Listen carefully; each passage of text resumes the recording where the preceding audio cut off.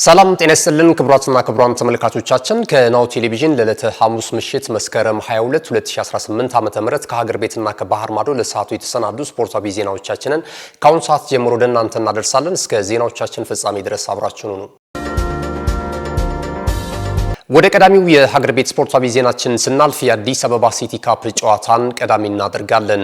19ኛው የአዲስ አበባ ከተማ ህዳሴ ዋንጫ የውድድር መድረክ የምድብ ጨዋታዎች አሁንም ተጠናክረው እንደቀጠሉ ነው። ዛሬ በተደረጉ ጨዋታዎች ኢትዮጵያ ንግድ ባንክ ከኢትዮ ኤሌክትሪክ እንደዚሁም ደግሞ ቅዱስ ጊዮርጊስ እግር ኳስ ክለብ ከፋሲል ከነማ ጋር ጨዋታቸውን አከናውነዋል።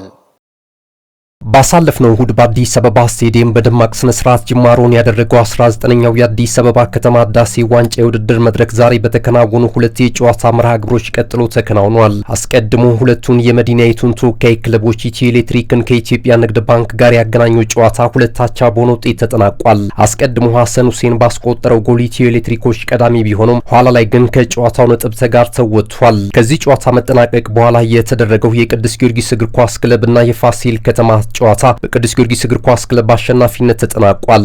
ፈረሰኞችን ለድል ያበቁትን ሁለት ግቦች ደግሞ ፍጹም ጥላሁንና ሀቤል ያለው ማስቆጠር ችሏል። የአዲስ አበባ ከተማ ዋንጫ በነገው ዕለትም ቀጥሎ የሚከናወን ይሆናል ተብሏል። ወደ ሌላኛው እግር ኳሳዊ ዜናችን አልፈናል። የኢትዮጵያ ከ17 ዓመት በታች ሻምፒዮና የግማሽ ፍጻሜ ጨዋታዎች ተከናውነው ለዋንጫው ሽሚያ ያለፉ ሁለት ክለቦች እንደዚሁ ተለይተው ታውቋል። በዚህም መሰረት በግማሽ ፍጻሜው በተደረጉ ጨዋታዎች ኢትዮጵያ ንግድ ባንክ ከሐዋሳ ቢ ጋር ያደረጉትን ጨዋታ በኢትዮጵያ ንግድ ባንክ 3-1 አሸናፊነት ፍጻሜውን አግኝቷል። በዚህ ጨዋታ ላይ ሚካኤል አድማሱ፣ ቃላሃብ አስራት እና እንደዚሁ አማኑኤል ደገፉ ኳስና መረብን ያገናኙ የኢትዮጵያ ንግድ ባንክ እግር ኳስ ክለብ ተጫዋቾች ሆነዋል። ሌላኛው የግማሽ ፍጻሜ ጨዋታ በኦላይታ ዲቻና እንደዚሁ በቅዱስ ጊዮርጊስ እግር ኳስ ክለብ መካከል ተደርጎ ቅዱስ ጊዮርጊስ እግር ኳስ ክለብ 4-3 በሆነ ውጤት በመለያ ምት በማሸነፍ ለዋንጫው ፍልሚያ ማለፉን አረጋግጧል። አስቀድሞ የሁለቱ ቡድኖች ጨዋታ መደበኛው 90 ደቂቃ አንዳቻ በሆነ ውጤት ተጠናቋል። በእነዚህ እንቅስቃሴ ላይ ጥሩ አጨዋወት ማሳየት የቻሉ ተጫዋቾችም የጨዋታው ኮከብ በመባል የማሊያ ሽልማት ተበርክቶላቸዋል። ቅዱስ ጊዮርጊስ ከኦላይታ ዲቻ እግር ኳስ ክለብ በነበራቸው ጨዋታ ትንሳኤ መንግስቱ ጥሩ እንቅስቃሴ በማድረግ የጨዋታው ኮከብ ሆኖ የማሊያ ሽልማት አግኝቷል። በሌላ በኩል በመጀመሪያው ጨዋታ ላይ ደግሞ ጥሩ እንቅስቃሴ ያደረገው የኢትዮጵያ ንግድ ባንኩ ልዑል ዮሐንስ ሆኗል። የፍጻሜው ጨዋታ በቀጣይ ቀናት የሚከናወን ይሆናል። ወደ መጨረሻው የሀገር ቤት ስፖርታዊ ዜናችን አልፈናል። በፓን አፍሪካ የትምህርት ቤቶች የእግር ኳስ ውድድር ዙሪያ ቅድመ ዝግጅት ላይ ውይይት መካሄዱ ተገለጸ። የባህልና ስፖርት ሚኒስቴር ከትምህርት ሚኒስቴርና ከኢትዮጵያ እግር ኳስ ፌዴሬሽን ጋር በመሆን የፓን አፍሪካ የትምህርት ቤቶች የእግር ኳስ ውድድር በያዝነው ወር መጨረሻ በድሬዳዋ ከተማ እንደሚካሄድ ተገለጸ። በባህልና ስፖርት ሚኒስቴር የተመራ ልዑክ የውድድሩን ቅድመ ሁኔታ አስመልክቶ በድሬዳዋ ከተማ በመገኘት ከድሬዳዋ ወጣቶችና ስፖርት ኮሚሽነር፣ ከድሬዳዋ ትምህርት ቢሮ፣ ከድሬዳዋ ዩኒቨርሲቲ እንዲሁም የጤና ቢሮና የጸጥታ አስተዳደር ኃላፊዎች ተወካዮች ጋር ውይይት አካሂዷል ተብሏል። የድሬዳዋ ከተማ አስተዳደር ውድድሩን ለማስተናገድ አስፈላጊውን ቅድመ ዝግጅት ያደረገ መሆኑንም ከስፍራው ያገኘነው መረጃ ያመለክታል። በፓን አፍሪካ ትምህርት ቤቶች እግር ኳስ ውድድር ሁሉም ክልሎችና ከተማ አስተዳደሮች የሚሳተፉ ሲሆን በሁለቱም ጾታ 420 ስፖርተኞች እንደሚሳተፉም ከውድድር ክፍሉ ያገኘነው መረጃ ይጠቁማል። የ2018 የፓን አፍሪካ የትምህርት ቤቶች የእግር ኳስ ውድድር አሸናፊ ትምህርት ቤቶችም በሩዋንዳ በሚካሄደው የፓን አፍሪካኒዝም ትምህርት ቤቶች ውድድር ላይ ኢትዮጵያን ወክለው የሚሳተፉም ይሆናል። የፓን አፍሪካኒዝም ትምህርት ቤቶች ውድድር እንደ ፈረንጆቹ አቆጣጠር ከዲሴምበር 1 እስከ 7 2025 ድረስ በምስራቅ አፍሪካዊቷ ሀገር ሩዋንዳ ኪጋሊ እንደሚከናወንም ያገኘነው መረጃ ያመለክታል። ይህ ናሁ ቴሌቪዥን ነው። ክቡራትና ክቡራን ተመልካቾቻችን የሀገር ቤት ስፖርታዊ ዜናዎቻችን ይህንን ይመስሉ ነበር። ካፍታ ቆይታ በኋላ ስንመለስ በቀጥታ ወደ ባህር ማዶ ስፖርታዊ ዜናዎቻችን እናልፋለን። አሁንም ቆይታችሁን ከኛ ጋር አድርጉ። ካሽጎ በየትኛውም ዓለም ሆነው በማንኛውም ሰዓት ለወገኑ የሚደርሱበት ፈጣን የገንዘብ መላኪያ ተከፈተሎ። ማስተርና ቪዛ ካርዶን በመጠቀም ከ5 እስከ 20 ዶላር የሚልኩበት አዲስ የገንዘብ መላኪያ መንገድ። ካሽጎን ለየት የሚያደርገው የትኛውም የገንዘብ ዝውውር በፍጥነት አገልግሎት ከመስጠቱም ባሻገር ለማንኛውም አገልግሎት ምንም አይነት ክፍያ አለመጠየቁ ነው። በሀገራችን ታሪክ ገንዘብን ከውጪ ወደ ሀገር ቤት በማስተላለፍ በመተግበሪያ መልክ አገልግሎት መስጠት የጀመረው የመጀመሪያው ሀገር በቀል የገንዘብ መላኪያ ዘዴ ካሽጎ ከ4500 በላይ ባሉ የባንክ ቅርንጫፎች አገልግሎት እየሰጠ ይገኛል። ገንዘቦን በሰኮንዶች ልዩነት ውስጥ ይፈልጉ በአካውንቶ ወይንም በእጆ ቆጥረው የሚወስዱበት ልዩ ዘዴ። በቅርቡ ሁሉንም ኢትዮጵያዊ ባለቤት ለማድረግ ጉዞ የጀመረው ካሽጎ ዛሬውኑ መተግበሪያውን በስልኮ ላይ በመጫን የአገልግሎቱ ተጠቃሚ ሆኑ። ፍጥነት መለያችን፣ ኢትዮጵያን መክፈቻችን፣ ካሽጎ ነው መላኪያችን። ካሽጎ የአዲሱ ትውልድ ብራንድ። እነሆ የምስራች! የ10 አየር መንገድ የበረራ ትኬት ለውድ ደንበኞቹ በተቀላጠፈና አስተማማኝ በሆነ መንገድ እያቀረበ ያለው። በዚህም በደንበኞቹ የተመሰገነው ጉዞጎ አሁን ደግሞ ተደራሽነቱን በማስፋት ተጨማሪ ባንኮችን በማካተት ለውድ ደንበኞቹ የበለጠ አስተማማኝ ለመሆን ችሏል።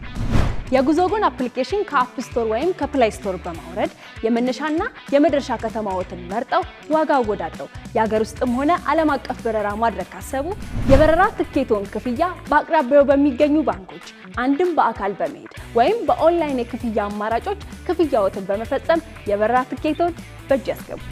ከዚህም በተጨማሪ እንደ ሁሉ ጊዜው ወደ ጉዞጎ የጥሪ ማዕከላችን 7473 በመደወል ከሙሉ የበረራ መረጃ ጋር የ24 ሰዓት የትኬት አገልግሎት ማግኘት እንደሚችሉ ስናበስሮ በታላቅ ደስታ ነው። ለበረራዎ ጉዞጎ።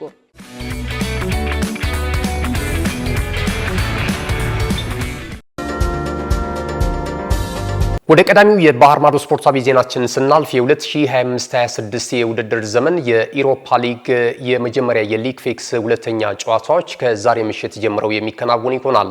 በዚህም መሰረት ምሽት 1 ሰዓት ከ45 ላይ በኩል ተመሳሳይ ጊዜ በርከት ያሉ ጨዋታዎች በአውሮፓ ታላላቅ ስቴዲየሞች የሚከናወኑ ይሆናል። በዚህም መሰረት ምሽት 1 ሰዓት ከ45 ላይ ከሚከናወኑ ጨዋታዎች መካከል ቪክቶሪያን ፕሌዘን ማልሞ ጋር እንደዚሁም ፊነርባቼ ከኒስ ጋር ጨዋታቸውን የሚያከናውን ይሆናል። ምሽት 4 ሰዓት ላይ ደግሞ ተጠባቂ ከሆኑ ጨዋታዎች መካከል የእንግሊዙ ክለብ ኖቲንግሃም ፎረስት በሜዳው እንደዚሁ ሚድላንድን የሚያስተናግድበት ጨዋታ ይጠበቃል። ሚድላንድ የመጀመሪያውን ጨዋታ በአሸናፊነት ማጠናቀቁን ተከትሎ ለዚሁም ጨዋታ ለማሸነፍ ወደ ሜዳ ይገባል ተብሎ ይጠበቃል።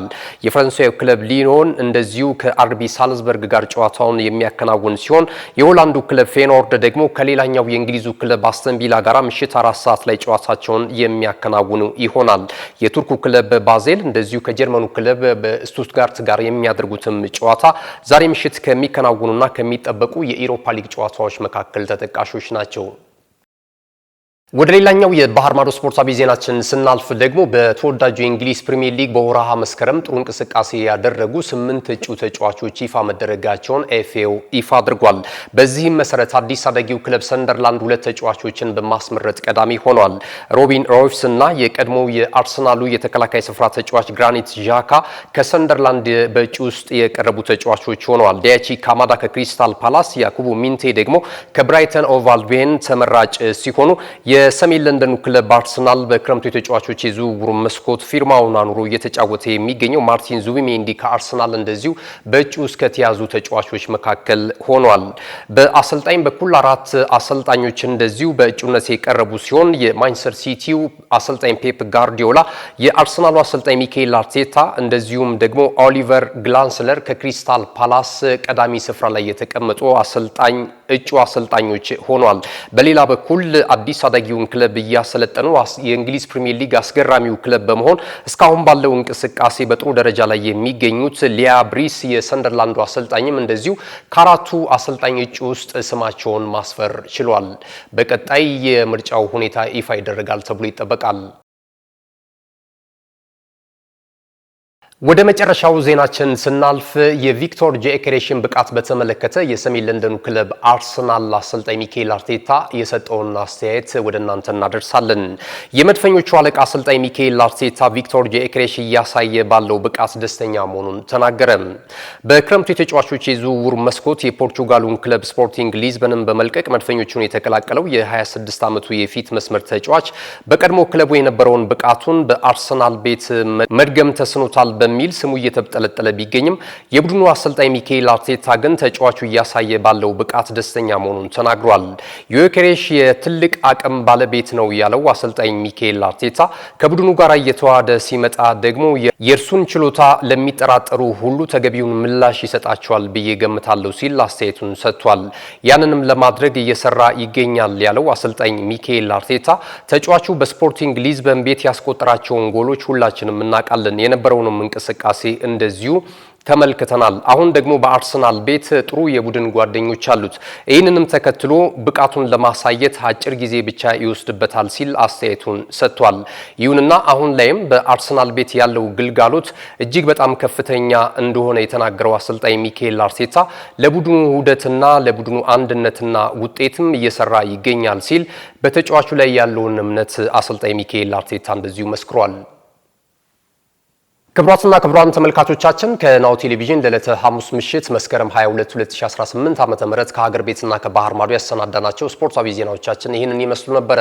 ከዜናዎቹ ጋር ገዛኸኝ ዱላ ቆይታ አድርጌያለሁ። ቀሪ ተወዳጅ ናሁ ቴሌቪዥን ፕሮግራሞች የሚቀጥሉ ይሆናል። በያላችሁበት መልካም ጊዜ ይሁንላችሁ።